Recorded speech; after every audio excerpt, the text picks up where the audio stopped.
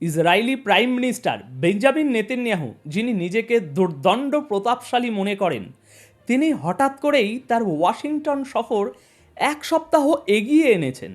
Schedule ছিল 18ই ফেব্রুয়ারি, কিন্তু তিনি সেটাকে টেনে এনেছেন 11ই ফেব্রুয়ারি, অর্থাৎ আগামী বুধবার। কেন? হোয়াইট হাউসের দরজা ধাক্কা দেওয়ার জন্য এত তাড়া কিসের? কারণ আমেরিকা, যাকে ইসরায়েল তাদের বড় ভাই বা অভিভাবক মনে করে, সেই আমেরিকাই এখন ইরানের সাথে ডিল করার জন্য মরিয়া হয়ে উঠেছে। আজকের প্রথম বড় ব্রেকিং, নেতানিয়াহুর প্যানিক রান। কেন নেতানিয়াহু তড়িঘড়ি করে ট্রাম্পের পায়ে পড়ার জন্য ওয়াশিংটন ছুটছেন? ইসরায়েলি ডিফেন্স ফোর্সের জেনারেলরা কেন মনে করছেন আমেরিকা তাদের পিঠে ছুরি মারতে যাচ্ছে? প্রিয় দর্শক, আজ তারিখ 8ই ফেব্রুয়ারি 2026, বিকেল 5টায় এই খবর পড়ছি। প্রথমে আসুন টাইমলাইনের দিকে তাকাই। রয়টার্স এবং টাইমস অফ ইসরায়েলের রিপোর্ট অনুযায়ী নেতানিয়াহুর ওয়াশিংটন যাওয়ার কথা ছিল 18 থেকে 22 ফেব্রুয়ারি, কিন্তু হঠাৎ করে ইসরায়েলি প্রধানমন্ত্রীর দপ্তর থেকে ঘোষণা এলো, না, মিটিং হবে আগামী বুধবার 11ই ফেব্রুয়ারি। আপনারা প্রশ্ন করতে পারেন, এক সপ্তাহ আগে গেলে সমস্যা কি ভাই? তোমার সব জায়গায় সমস্যা, সব জায়গায় তুমি খুঁচিয়ে খুঁচিয়ে প্রশ্ন বার করো। এক সপ্তাহ আগে গেলে তোমার সমস্যাটা কি? দর্শক, সমস্যা আছে। রাজনীতিতে টাইমিং বা সময় জ্ঞানই সব। গত শুক্রবার ওমানে আমেরিকার সাথে ইরানের ইনডাইরেক্ট বা পরোক্ষ আলোচনা শুরু হয়েছে, আর ঠিক সেই আলোচনার খবর বের হওয়ার সাথে সাথেই নেতানিয়াহু একেবারে পাগল পাড়া হয়ে ট্রাম্পের সাথে দেখা করতে চাইছেন। এর পেছনের কারণটা অবশ্য ইসরায়েলেরই বিখ্যাত সংবাদ মাধ্যম দ্য জেরুজালেম পোস্ট খুব সুন্দর করে বিশ্লেষণ করেছে, যা আমি আপনাদের সহজ বাংলায় বুঝিয়ে বলছি। ইসরায়েলের ডিফেন্স এস্টাবলিশমেন্ট বা সামরিক কর্তারা মনে করছেন আমেরিকা ইরানের সাথে এমন কোনো চুক্তি বা ডিলে যাচ্ছে যেটা ইসরায়েলের নিরাপত্তার জন্য আত্মঘাতী হবে। ইসরায়েলি বিশ্লেষকরা একে বলছেন সেফ হ্যাভেন এগ্রিমেন্ট বা নিরাপদ আশ্রয়ের চুক্তি। বিষয়টা কি? আমেরিকা হয়তো ইরানকে বলবে, তোমরা ইউরেনিয়াম সমৃদ্ধকরণ একটু কমাও, বিনিময়ে আমরা তোমাদের উপর হামলা করব না এবং ইসরায়েলকেও তোমাদের উপর হামলা করতে দেব না। এই জায়গাটাতে নেতানিয়াহুর কলিজা এই জায়গাটাতেই শুকিয়ে গেছে। কারণ ইসরায়েল চায় আমেরিকা যেন ইরানের উপর ভরপুর হামলা চালায়, তাদের নিউক্লিয়ার সাইটগুলো ধ্বংস করে দেয়। কিন্তু আমেরিকা সেটা করছে না। উল্টো ট্রাম্প প্রশাসন ইরানের সাথে কথা বলে পরিস্থিতি ঠান্ডা করতে চাইছে। কেন? ট্রাম্প কি হঠাৎ করে শান্তিকামী হয়ে গেল নাকি? মোটেও না। আপনারা জানেন, গত বছর অর্থাৎ 2025 সালের জুনে ইসরায়েল এবং ইরানের মধ্যে যে 12 দিনের যুদ্ধ হয়েছিল, সেখানে আমেরিকা সরাসরি ইসরায়েলকে সাহায্য করেছিল। রেজাল্ট কী ছিল? ইরান পাল্টা হামলায় কাতারে অবস্থিত আমেরিকার ঘাঁটিতে মিসাইল ছুঁড়েছিল, হাজার হাজার মানুষ রাস্তায় নেমে এসেছিল। আমেরিকা সেখান থেকে বুঝে গেছে ইরানের সাথে সরাসরি যুদ্ধে জড়ানো মানে মধ্যপ্রাচ্যে তাদের সাম্রাজ্যের পতন। তাই ট্রাম্প এখন চাইছেন আলোচনার টেবিলে ইরানকে আটকে রাখতে।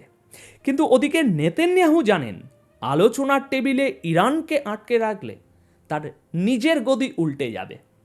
নেতানিয়াহু বেঁচেই আছেন যুদ্ধের জোরে।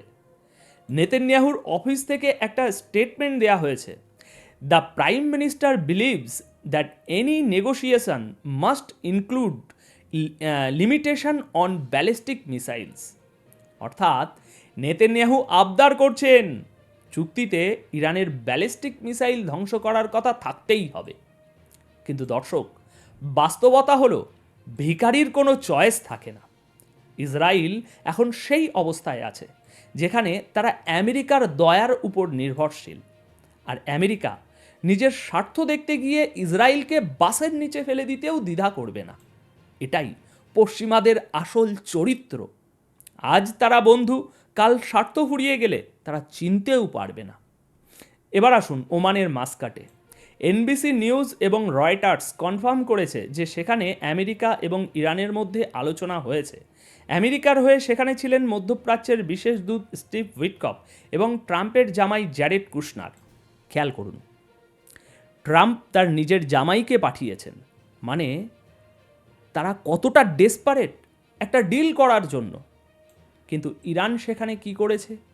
ইরানের পররাষ্ট্রমন্ত্রী আব্বাস আরাকাচি আল জাজিরাকে দেওয়া সাক্ষাৎকারে স্পষ্ট বলে দিয়েছেন, মিসাইল ইস্যু এবং আমাদের ডিফেন্স বা প্রতিরক্ষা ব্যবস্থা কোনোভাবেই আলোচনার বিষয়বস্তু নয়, না এখন না ভবিষ্যতে। আপনারা কি বুঝতে পারছেন এর গভীরতা কতটুকু? আমেরিকা, যাদের হাতে হাজার হাজার পারমাণবিক বোমা, তারা ইরানকে বলছে তোমাদের মিসাইলগুলো আমাদের জন্য হুমকি, এগুলো ধ্বংস করো। আর ইরান মুখের উপর বলছে না। কেন ইরান এত বড় কথা বলতে পারছে? কারণ তাদের হাতে যা আছে তা দিয়ে আমেরিকা ও ইসরায়েল, এই দুই সুপার পাওয়ারকে কাঁদিয়ে দিতে পারে। যদি ইরান তার মিসাইল প্রজেক্ট বন্ধ করে দেয়, তবে লিবিয়ার গাদ্দাফির মতো অবস্থা হবে। পশ্চিমাদের মিষ্টি কথায় ভুলে গাদ্দাফি তার পারমাণবিক প্রজেক্ট বন্ধ করেছিলেন, আর তার কয়েক বছর পরেই আমেরিকা তাকে হত্যা করে লিবিয়াকে ধ্বংস করে দিয়েছে। ইরান সেই ভুল করবে না, তারা ইতিহাস থেকে শিক্ষা নিয়েছে। এনবিসি নিউজের রিপোর্টে বলা হয়েছে, কাতার, তুরস্ক এবং মিশর নাকি ইরানকে একটা প্রস্তাব দিয়েছে, তোমরা 3 বছরের জন্য ইউরেনিয়াম সমৃদ্ধকরণ বন্ধ রাখো, বিনিময়ে আমেরিকা কিছু নিষেধাজ্ঞা তুলে নেবে। কিন্তু ইরানের supreme leader Ayatollah Ali Khamenei ভালো করেই জানেন এগুলো সব পশ্চিমাদের পাতা ফাঁদ। জেরুজালেম পোস্টের বিশ্লেষণেও বলা হয়েছে, খামেনি তার নিউক্লিয়ার প্রজেক্টকে মনে করেন রিজিমের টিকে থাকার চাবিকাঠি। সুতরাং ওমানের আলোচনায় আমেরিকা আসলে খালি হাতেই ফিরেছে বলা যায়। ট্রাম্প যদিও বলছেন আলোচনা ভেরি গুড, খুব ভালো হয়েছে, কিন্তু বাস্তবে ইরান তাদের মূল জায়গাতে এক চুলও ছাড় দেয়নি। আমেরিকা এখন শাখের কড়াতে। একদিকে ইসরায়েল চাপ দিচ্ছে প্রতিনিয়ত, ইরানকে মারো। অন্যদিকে আরব মিত্ররা বলছে মারামারি করলে আমরা শেষ হয়ে যাব। আর সামনে দাঁড়িয়ে আছে ইরান, যার হাতে আছে মধ্যপ্রাচ্যের সবচেয়ে বড় ব্যালিস্টিক মিসাইল আর্সেনাল। আমেরিকার admiral Brad Cooper USS Abraham লিঙ্কনে গিয়ে ছবি তুলতে পারেন, কিন্তু তিনি ভালো করেই জানেন ইরানের হাইপারসনিক মিসাইলগুলোর সামনে এই বিশাল বিশাল জাহাজগুলো আসলে সাগরে ভাসমান হাঁস ছাড়া আর কিছুই নয়। আপনারা জানেন ইউক্রেনে রাশিয়া ন্যাটোকে নাস্তানাবুদ করে ছেড়েছে, ওদিকে তাইওয়ান নিয়ে চীন চোখ রাঙাচ্ছে। আমেরিকার শক্তি এখন 3 ভাগে বিভক্ত।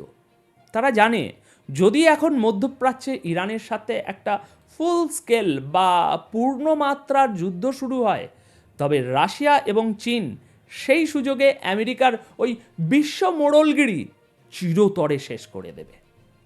ট্রাম্প ব্যবসায়ী মানুষ, তিনি লাভ ক্ষতিটা খুব ভালোই বোঝেন। তিনি জানেন নেতানিয়াহুর ব্যক্তিগত স্বার্থের জন্য আমেরিকার ভবিষ্যৎ বিসর্জন দেওয়া বোকামি হবে। নেতানিয়াহু চাইছেন যুদ্ধটা দীর্ঘ হোক, যাতে তিনি ক্ষমতায় টিকে থাকতে পারেন, কারণ যুদ্ধ থামলেই ইসরায়েলের জনগণ তাকে দুর্নীতির দায়ে জেলে পাঠাবে। কিন্তু আমেরিকা চাইছে একটা এক্সিট রুট বা বের হওয়ার রাস্তা।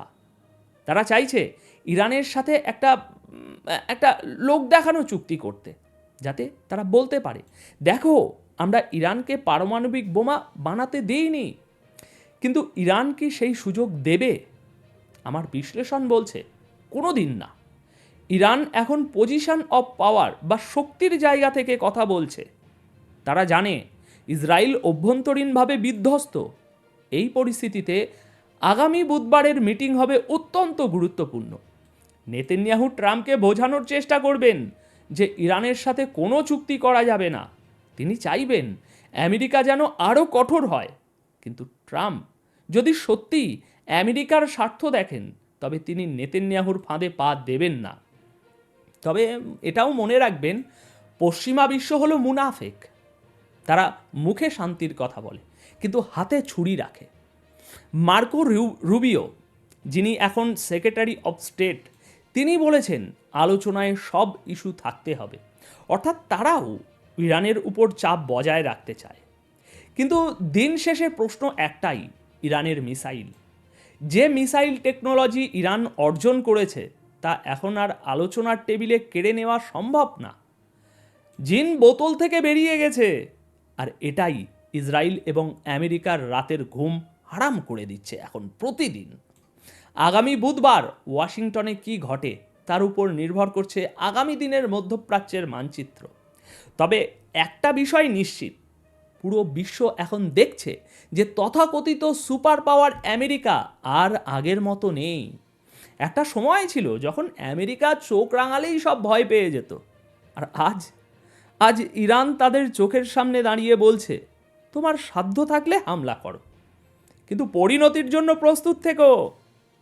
নেতানিয়াহুর এই ওয়াশিংটন সফর হয়তো তার শেষ চেষ্টা, কিন্তু আমার মনে হয় ইতিহাসের চাকা ঘুরে গেছে। প্রতিরোধ বলয় এখন আর শুধু প্রতিরোধের পর্যায়ে নেই, তারা এখন পাল্টা আঘাত করার সক্ষমতা রাখে। আপনাদের কি মনে হয়, আগামী বুধবার ট্রাম্প কি নেতানিয়াহুর কথায় গলে গিয়ে ইরানের সাথে যুদ্ধ বাঁধাবেন, নাকি আমেরিকা নিজের পিঠ বাঁচাতে ইসরায়েলকে একা ফেলে পালিয়ে যাবে? কমেন্ট সেকশানে আপনাদের মতামত জানান। দেখা হবে আগামী ভিডিওতে। ধন্যবাদ আপনাদের সকলকে।